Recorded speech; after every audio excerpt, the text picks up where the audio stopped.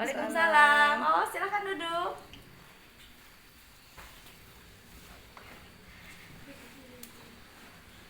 Ini Lulu sama Haniah yang semalam WA Bu Bidan. Iya. Silahkan minum dulu ya. Atau mau ngambil juga boleh. Nah, kan Lulu sama Hani WA Bu Bidan ya menanyakan apakah misalnya kalau tidak menstruasi terus tapi tidak berhubungan seksual apa bisa hamil? Terus misalnya apakah dengan berciuman ya dengan pasangan dengan pacar apakah bisa hamil ya? Sekarang Bu Bidan akan menjelaskan terlebih dahulu mengenai kesehatan reproduksi remaja dan kehamilan pada remaja. Ya, silahkan disimak. Bisa dilihat di sini ya. Siapa yang disebut remaja? Nah, remaja itu kelompok umur 10 sampai dengan 19 tahun dan belum menikah. Nah, adik-adik Lulu sama Hani ini termasuk ke dalam remaja ya, karena usianya di bawah 19 tahun dan belum menikah. Kemudian apa yang terjadi di masa ini, di masa remaja ya? Yang pertama, cenderung ingin bebas, ingin mencoba-coba tapi kurang disertai pertimbangan yang mendalam ya. Jadi sama, ibu juga dulu mengalami masa remaja ya.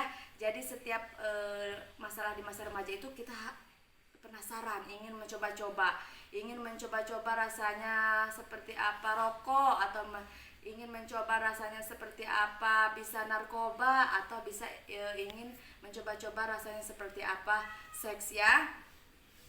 Yang kedua, lebih suka berkelompok dengan teman sebaya dan sering mudah terpengaruh oleh pergaulan. Nah, ini ya tidak menutup kemungkinan di zaman dulu sampai zaman sekarang juga masih sama. Ya, kalau berteman biasanya kita berkelompok-kelompok ya. Nah, itu tidak bagus juga. Kita harus bisa bersosialisasi dengan sesama, dengan yang lainnya ya. Menghindari kesenjangan sosial juga. Kemudian masa remaja adalah peralihan dari masa anak-anak sampai menjelang dewasa.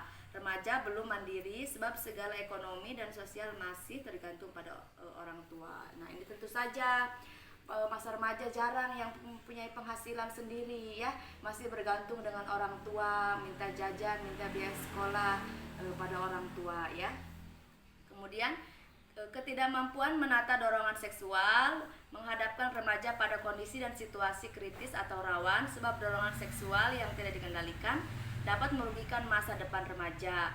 Kehamilan, penyakit menular seksual adalah sebagian dari kerugian akibat tidak mampu mengendalikan dorongan seksual. Nah, pastilah ya masa remaja, masa ingin tahu, masa ingin coba-coba ya, apalagi zaman sekarang ini media sosial ataupun penggunaan HP Android mudah mengakses situs-situs dewasa ya. Jadi kadang keingintahuan kita itu apabila tidak terkontrol menimbulkan bahaya seperti kehamilan, infeksi menular seksual, nah hal-hal seperti itu ya. Kemudian tahap perkembangan ini juga dikenal sebagai masa akil balik atau masa pubertas. Nah, tentu saja kan kalau misalnya kita mulai menginjak masa remaja, ada menstruasi, tumbuh bulu-bulu di sekitar kemaluan, ketiak ya, pembesaran payudara. Nah, itu tanda-tanda pubertas. Kemudian seks pranikah merupakan salah satu masalah yang bisa mengancam remaja. Nah, ini paling penting ya. Di zaman sekarang ini seks pranikah sepertinya sudah mulai bukan hal yang tabu lagi, sudah banyak kasusnya ya. Banyak anak-anak sekolah yang putus sekolah karena seks pranikah. Nah, hal-hal seperti ini harus kita hindari ya adik-adik ya. Apa yang terjadi masa ini? Yang pertama seks pranikah, yaitu hubungan seks yang dilakukan remaja sebelum menikah. Nah, itu yang seperti ibu jelaskan ya. Rentan sekali untuk adik-adik di masa remaja ini untuk melakukan seks pranikah karena dorongan seksualnya sangat tinggi dan tidak mengetahui apa efeknya atau akibatnya di kemudian hari. Kemudian apa saja penyebab seks pranikah? Yang pertama, faktor penyebab seks pranikah adalah tidak bisa menahan dorongan seksual pada masa remaja yang berkaitan dengan hal-hal sebagai berikut. Kurang menghayati ajaran agama ya. Salah satunya jauh dari kegiatan agama ya. Makanya mendekatkan ya godaan-godaan setan itu. Yang kedua, pengetahuan norma sesuai ajaran agama yang kurang disertai penghayatan dapat menimbulkan perilaku menyimpang atau melakukan hubungan seks pranikah. Kemudian pengetahuan yang kurang mengenai seks pranikah, penyebab dan akibatnya. Jadi seks pranikah itu malu untuk dijelaskan, baik misalkan curhat kepada orang tua atau orang tua menjelaskan kepada anaknya. Hal-hal seperti itu sekarang harus dirubah. Jadi pendidikan seks sejak dini itu sangat penting untuk menghindari ya. Nah, sekarang yang ditanyakan tadi ya, kalau misalnya berpacaran atau misalnya hanya pegangan tangan bisa menyebabkan kehamilan atau tidak, atau misalnya tidak menstruasi tapi tidak mempunyai pacar dan tidak berhubungan, apakah bisa menyebabkan kehamilan atau tidak. Nah, di sini bagaimana terjadinya kehamilan, yaitu kehamilan terjadi apabila sel-sel telur dari perempuan bertemu dengan sperma laki-laki yang dikeluarkan melalui penis saat berhubungan seksual. Sperma akan masuk melalui mulut rahim ke saluran telur. Jika pada saat tersebut perempuan sedang dalam masa subur, akan terjadi pembuahan. Hasil pembuahan ini kemudian menuju rahim serta berkembang menjadi janin. Jadi intinya kehamilan itu harus ada sel indung telur dari istri dan juga sel sperma dari suami bertemulah, maka terjadinya kehamilan ya. Tidak benar kehamilan itu misalnya terjadi karena berenang bertemulah sel sperma dan telur, tidak ya, karena sperma mati biasanya di suhu tertentu. Kemudian ada lagi kehamilan remaja ya. Kehamilan remaja di luar nikah, yaitu kehamilan yang terjadi pada usia 14 sampai 19 tahun tanpa melalui proses pernikahan ya. Nah, kehamilan remaja. Kemudian di sini ada juga akibat mempertahankan kehamilan, psikologi dan sosial ya.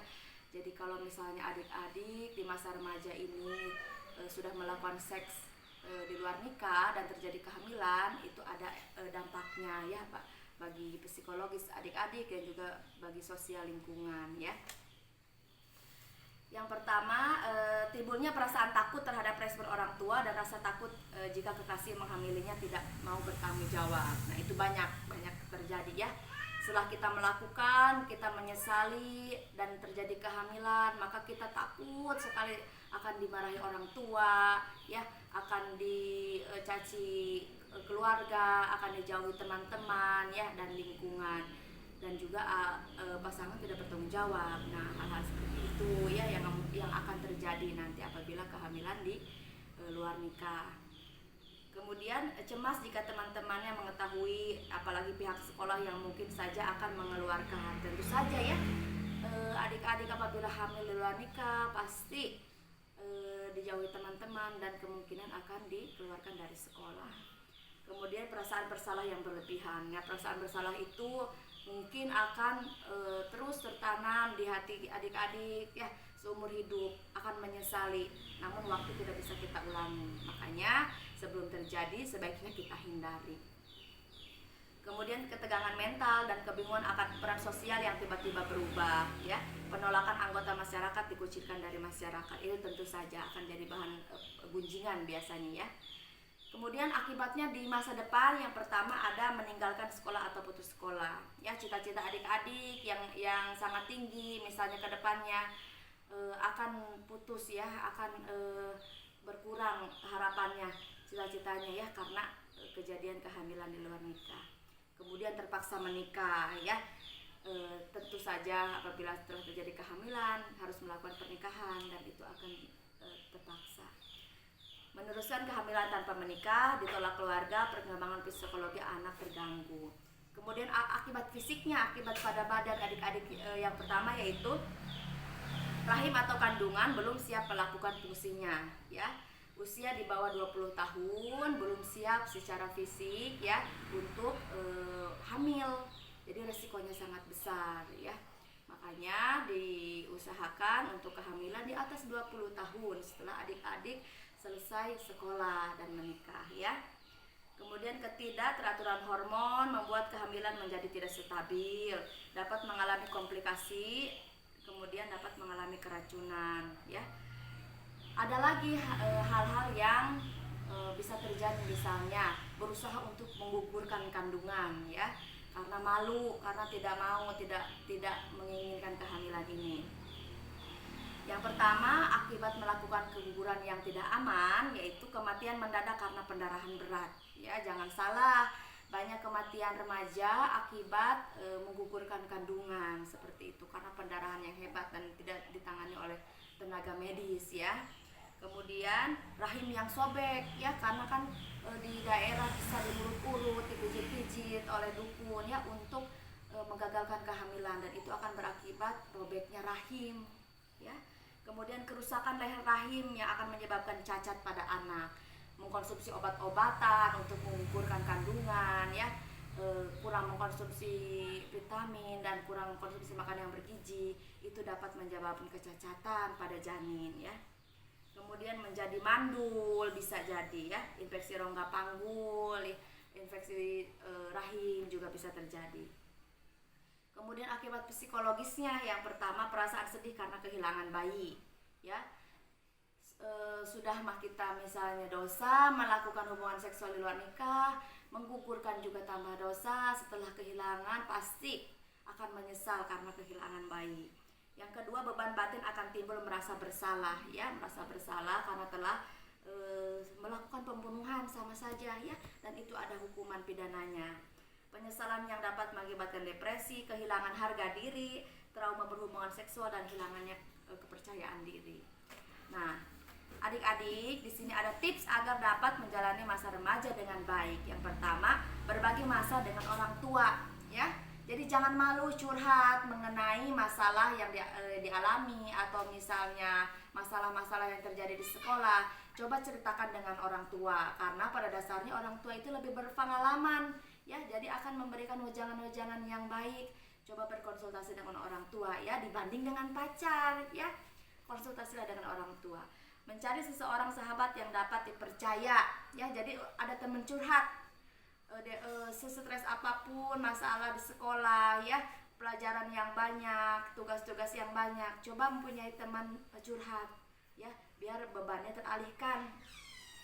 Kemudian meningkatkan kepercayaan diri, harus percaya diri ya, apapun latar belakang ekonomi keluarga kita harus percaya diri, karena kesuksesan itu didapat ya bukan dari instan, tapi harus dari kita, dari niat dari awal ya, dari saat remaja. Jadi harus percaya diri bahwa kita bisa sukses, bahwa kita bisa mencapai cita-cita dengan kemampuan sendiri. Berani mengatakan tidak untuk hal-hal yang buruk. Nah, itu biasanya kita setelah berdoa-doa dengan pasangan, nah mulai coba-coba tidak mau mengatakan tidak. Coba untuk katakan tidak, maaf, tidak bisa, maaf, saya tidak mau ya. Kemudian bergaul dalam kelompok akan membentuk kelompok dengan aktivitas positif. Jadi cari teman-teman yang memang berkegiatan positif ya, ekstrakurikuler atau kegiatan olahraga lainnya yang positif. Hindari kelompok-kelompok yang memang mengarah pada hal-hal negatif, karena pergaulan sangat mempengaruhi. Tidak bergaul atau menjauhi kelompok dengan tujuan yang negatif seperti tadi ya, menjaga kesehatan dengan baik dan terus menerus ya. Jadi adik-adik, kesimpulannya seks pranikah itu bisa terjadi pada masa adik-adik sekolah ya. Kita harus berusaha untuk menghindari agar tidak terjadi kehamilan di luar nikah ya. Adik-adik punya cita-cita, orang tua juga punya harapan yang besar, jadi harus kita hindari ya. Jangan sampai penyesalan itu terjadi dan seumur hidup kita menyesalinya. Bagaimana adik-adik, sudah mengerti? Ya, mudah-mudahan belajarnya tekun, rajin, cita-citanya tercapai ya. Dan untuk masalah misalnya kenapa tidak mens walaupun tidak berhubungan, bisa jadi karena stres juga ya, karena banyak tugas sekolah yang harus dikerjakan, stres berlebihan menyebabkan siklusnya tidak teratur. Atau misalnya hanya berhubungan pegangan tangan, atau misalnya berciuman, itu tidak menyebabkan kehamilan ya, karena kehamilan harus dengan hubungan seksual, tapi bukan berarti itu boleh dilakukan, karena hubungan seksual itu ya mulainya dari situ, coba-coba ya, penasaran ya. Seperti itu penjelasan Bu Bidan, mudah-mudahan ada manfaatnya ya. Kedepannya apabila ada hal-hal yang ingin ditanyakan, silahkan hubungi Bu Bidan ya. Terima kasih. Wassalamualaikum warahmatullahi wabarakatuh.